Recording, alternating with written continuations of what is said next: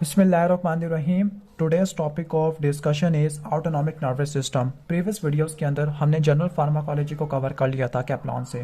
तो आज की इस वीडियो के अंदर हम ऑटोनॉमिक नर्वस सिस्टम को कवर करने वाले हैं। तो सबसे इसका पहला चैप्टर है, इसके अंदर जो ऑटोनॉमिक नर्वस सिस्टम का इंट्रोडक्शन दिया हुआ है। तो स्टार्ट करते हैं वीडियो को, लेकिन आपने वीडियो को अभी से ही लाइक कर देना है, चैनल पर नहीं हो तो सब्सक्राइब कर देना है। तो ऑटोनॉमिक नर्वस सिस्टम हमारी बॉडी का वो पार्ट होता है जो इनवॉलंटरी फंक्शंस को कंट्रोल करवाता है। इनवॉलंटरी फंक्शन के अंदर जो ऑटोमेटिक फंक्शंस होते हैं लाइक हार्ट रेट को कंट्रोल करना, ब्लड प्रेशर को कंट्रोल करना, जीआईटी के मोटिलिटी को चेक करना, जीआईटी के सिक्रेशन को कंट्रोल करना, जेनिटो यूरिनरी ट्रैक्ट के फंक्शन को कंट्रोल कराना। तो ये सारे ऑटोनॉमिक फंक्शंस होते हैं, इनवॉलंटरी फंक्शंस होते हैं जो अनकॉन्शियस लेवल के ऊपर कंट्रोल हो रहे होते हैं, और इनको कंट्रोल करने वाला ऑटोनॉमिक नर्वस सिस्टम होता है। जबकि कॉन्शियस एक्टिविटीज को कंट्रोल करने वाला सोमैटिक नर्वस सिस्टम होता है। जो सोमैटिक नर्वस सिस्टम होता है ग्लैंड्स पे और स्केलेटल मसल के पास जाता है। जो ऑटोनॉमिक नर्वस सिस्टम है इसको दो में डिवाइड कर देते हैं, पैरासिम्पैथेटिक और सिंपैथेटिक ऑटोनॉमिक नर्वस सिस्टम। जो पैरासिम्पैथेटिक होता है इसको हम शो करेंगे PANS से, और सिंपैथेटिक को शो करेंगे SANS से। अब PANS से किस लिए शो नहीं कर सकता, क्योंकि पेरिफेरल नर्वस सिस्टम भी बन सकता है, और इसको सेपरेट करने के लिए PANS लिखना पड़ेगा।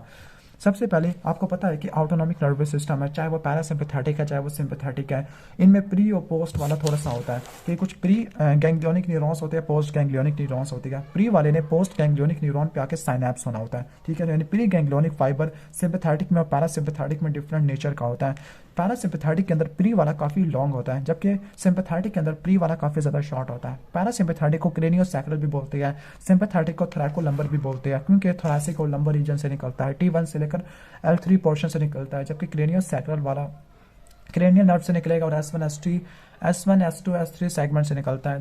जो पैरासिम्पैथेटिक नर्वस सिस्टम है जिनको क्रेनियोसैक्रल भी बोलते हैं, इस केस में प्री गैंग्लियोनिक न्यूरॉन का फाइबर काफी ज्यादा बड़ा होता है एज कम्पेयर टू पोस्ट वाला। ओके, तो जो पैरासिम्पैथेटिक होते हैं वो डिफरेंट ऑर्गन को सप्लाई करते हैं, इसी तरह सिंपैथेटिक भी डिफरेंट ऑर्गन को सप्लाई करते हैं। और आपको ये भी पता है कि यहाँ पे कंपेयर करने के लिए दिखाया हुआ motor neuron peripheral nervous system का, तो यहाँ पर आपको एक ही फाइबर देखने को मिलेगा, जबकि न्यूरोमस्कुलर जंक्शंस के ऊपर होगा।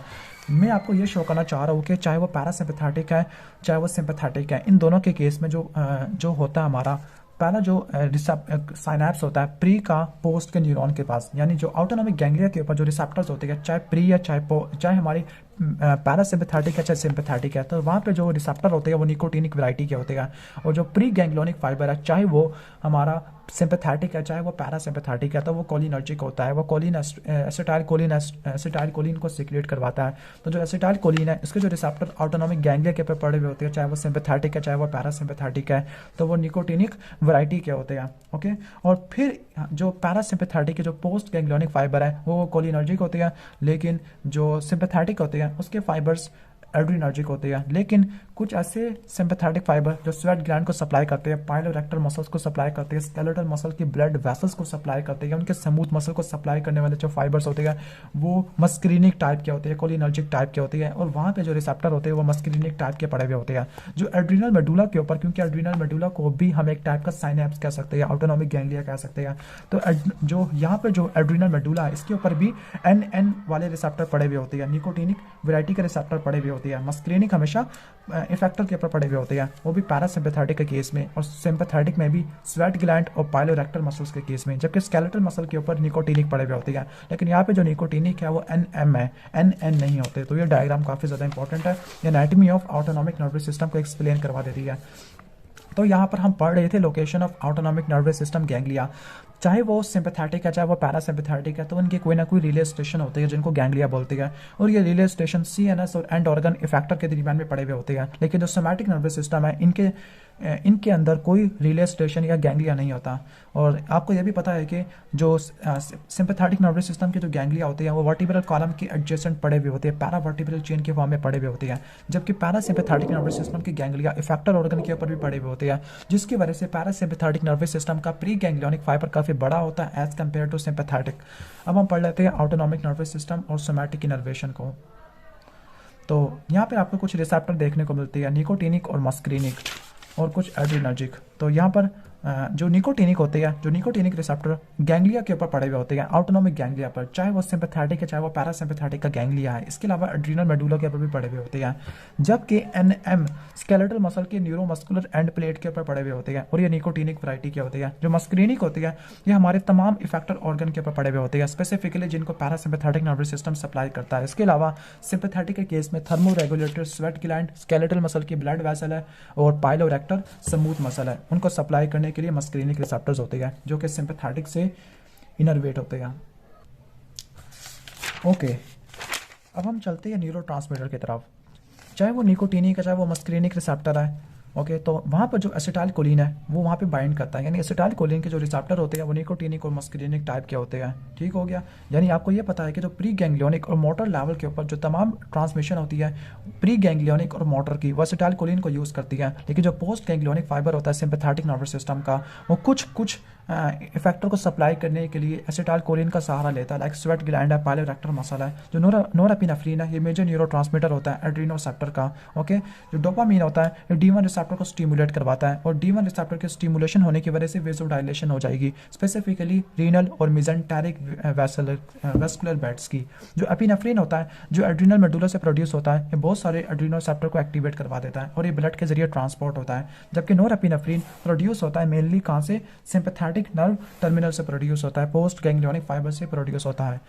कुछ इंपॉर्टेंट चीज़ों को देख लेते हैं, क्योंकि आपको पता है कि जो ऑटोनॉमिक नर्वस सिस्टम है इसने ऑटोनॉमिक फंक्शंस को कंट्रोल कराना है, लाइक हार्ट रेट है, ब्लड प्रेशर है। तो उसकी एग्जांपल को देख लेते हैं, ब्लड प्रेशर कंट्रोल मैकेनिज्म की।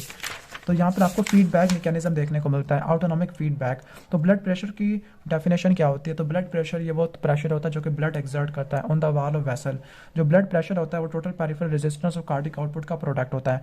जो ऑटोनॉमिक नर्वस सिस्टम की जो दोनों ब्रांचेज होती है पैरासिम्पैथेटिक और सिंपैथेटिक, ये ब्लड प्रेशर को कंट्रोल करती है फीडबैक मैकेनिज्म के लिए। स्पेसिफिकली आपको पता है कि जो ब्लड प्रेशर की जो चेंजेस होती है उसको बैरो रिसेप्टर सेंस करता है, और बैरो रिसेप्टर सेंस करने के बाद इन्फॉर्मेशन देगा ब्रेन स्टेम के अंदर, और फिर वहाँ से पैरासिम्पैथेटिक और सिंपैथेटिक आउटफ्लो कंट्रोल होता है। लाइक अगर ब्लड प्रेशर ज़्यादा होगा तब पैरासिम्पैथेटिक एक्टिविटी बढ़ जाएगी, और पैरासिम्पैथेटिक एक्टिविटी बढ़ जाने की वजह से बीपी क्या हो जाएगा, कम हो जाएगा, ब्रैडिकार्डिया हो जाएगा। जबकि सिंपैथेटिक नर्वस सिस्टम की एक्टिविटी बढ़ जाएगी कब, जब ब्लड प्रेशर कम होगा। जब ब्लड प्रेशर कम होगा तो इस केस में क्या होगा, सिंपैथेटिक एक्टिविटी ज़्यादा होने की वजह से कार्डिक आउटपुट ज़्यादा हो जाएगी, टोटल पेरिफेरल रेजिस्टेंस ज़्यादा हो जाती होती है। इन शॉर्ट ब्लड प्रेशर इससे ज़्यादा हो जाता है, जबकि पैरासिम्पैथेटिक स्टिमुलेशन होने की वजह से ब्रैडिकार्डिया हो जाएगा, और जिसकी वजह से सिंपैथेटिक एक्टिविटी भी कम हो जाएगी। अगर ब्लड प्रेशर ज़्यादा हो जाएगा, जब सिंपैथेटिक एक्टिविटी कम हो जाएगी तो heart rate, force of contraction और वेजो कंस्ट्रक्शन कम हो जाएगी, और जब कार्डिक आउटपुट और टोटल पेरिफेरल रेजिस्टेंस कम हो जाएगी तब इसकी वजह से बीपी कम होते होते नॉर्मल की तरफ आ जाएगा। अगर आप चाहते हो कि ब्लड प्रेशर वाले जो बैरो रिसेप्टर रिफ्लेक्स है उसको खत्म हो जाए, तो ब्लड प्रेशर जो इनके जो रिफ्लेक्स होते हैं, रिफ्लेक्स को खत्म कराने के लिए चाहे वो सिंपैथेटिक है चाहे वो पैरासिम्पैथेटिक है, तब हम गैंग्लियोनिक ब्लॉकर यूज करो। अगर आप गैंग्लियोनिक ब्लॉकर यूज करोगे तब सिंपैथेटिक और पैरासिम्पैथेटिक आउटफ्लो दोनों के दोनों खत्म हो जाएगी। लेकिन अगर आप चाहते हो कि रिफ्लेक्स ब्रैडिकार्डिया खत्म हो जाए, तो ब्रैडिकार्डिया को मिनिमाइज करने के लिए आप पैरासिम्पैथोलिटिक ड्रग यूज करोगे, स्पेसिफिकली M2 एंटागोनिस्ट। जबकि टकीकार्डिया को मिनिमाइज करने के लिए, रिफ्लेक्स टकीकार्डिया को ब्लॉक करने के लिए आप यूज करोगे सिंपैथोलिटिक, स्पेसिफिकली बीटा 1 ब्लॉकर, क्योंकि हार्ट के ऊपर बीटा 1 रिसेप्टर बहुत ज़्यादा पड़े हुए होते हैं। तो ये पूरा एक बना हुआ है, इनका स्केच बना पड़ा है, ठीक है। ओके, यानी जो रिफ्लेक्स ब्रैडिकार्डिया होता है वो M2 की वजह से होता है, और रिफ्लेक्स टकीकार्डिया बीटा 1 की वजह से होता है। और अगर आपने रिफ्लेक्स ब्रैडिकार्डिया को मिनिमाइज करना है तो फिर M2 रिसेप्टर को ब्लॉक कर दो, और अगर आपने टकीकार्डिया को मिनिमाइज करवाना है तब आप बीटा 1 रिसेप्टर को ब्लॉक कर दो।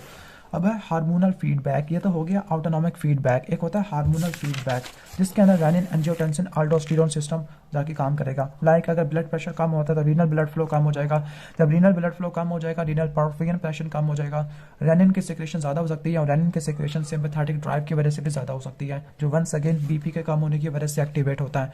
रेनिन एंजियोटेंसिन 2 को एक्टिवेट करेगा, जो एंजियोटेंसिन 2 है ये अल्डोस्टेरोन की सिक्रेशन को बढ़ा देगा, अल्डोस्टेरोन ब्लड के वॉल्यूम को बढ़ा देगा via absorption in the convoluted जो कॉर्टिकल कलेक्टिंग ट्यूब्यूल है वहाँ पे जाके काम करता है अल्डोस्टेरोन, ठीक है। जब ब्लड वॉल्यूम ज़्यादा होगा तो कार्डिक आउटपुट ज़्यादा हो जाएगी, और जब कार्डिक आउटपुट ज़्यादा हो जाएगी तो ब्लड प्रेशर भी ज़्यादा हो जाएगा। दूसरी तरफ एंजियोटेंसिन 2 वेजो कंस्ट्रक्शन करवाता है, वेजो कंस्ट्रक्शन की वजह से TPR ज़्यादा होगा।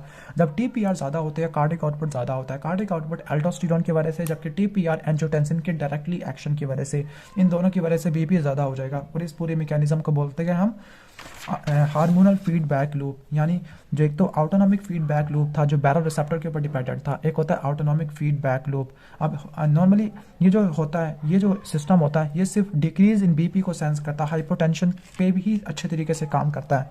जब हाइपोटेंशन होती है तो ब्लड फ्लो कम हो जाता है, जब ब्लड फ्लो कम से कम होगा तो रीनल पोर्फिरिन प्रेशर कम से कम हो जाएगा, रेनिन की रिलीज बढ़ जाएगी, एंजियोटेंसिन 2 की फॉर्मेशन बढ़ जाती है, एंजियोटेंसिन अल्डोस्टेरोन के सिक्रेशन को बढ़ा देगा जो कि मिनरलोकॉर्टिकॉइड है, सोडियम और वाटर की रिटेंशन करवा के ब्लड के वॉल्यूम को बढ़ा देगा, वीनस रिटर्न ज़्यादा हो जाएगा, कार्डिक आउटपुट ज़्यादा हो जाएगा। उसके अलावा एंजियोटेंसिन 2 वेसो कंस्ट्रक्शन करवाता है, टीपीआर बढ़ जाएगा। ओके, तो ये कुछ चीज़ें लिखी हुई है यहाँ पर कि ब्लड प्रेशर सिस्टम है एक, यानी आपको दो तरह के फीडबैक लूप देखने को मिलती है, एएनएस या न्यूरल फीडबैक लूप, हार्मोनल या एंडोक्राइन फीडबैक लूप। इन दोनों कहते हैं कि जब हम एंटी हाइपरटेंसिव ड्रग यूज़ करते हैं तो एंटी हाइपरटेंसिव ड्रग बीपी को कम कर देती है, और इस बीपी को बढ़ाने के लिए हमारी बॉडी में कंपनसेटरी मैकेनिज्म चलती है। कंपनसेटरी मैकेनिज्म दो होती है, तो बैरो रिसेप्टर, दूसरा रेनिन वाला। तो फिर इसको मिनिमाइज कराने के लिए, यानी अगर हमने इस एंटी हाइपरटेंसिव ड्रग के जो एक्शंस थे, यानी इसने बीपी को कम करना था, बीपी को कम होने की वजह से रिफ्लेक्स टकीकार्डिया चलेगा और साल्ट और वाटर की रिटेंशन हो गई। साल्ट और वाटर की रिटेंशन को मिनिमाइज करने के लिए हम डायूरेटिक देते हैं और टकीकार्डिया को मिनिमाइज करने के लिए बीटा ब्लॉकर्स देते हैं। ये एंटी हाइपरटेंसिव ड्रग वाले चैप्टर के अंदर हमने कवर कर लेना है।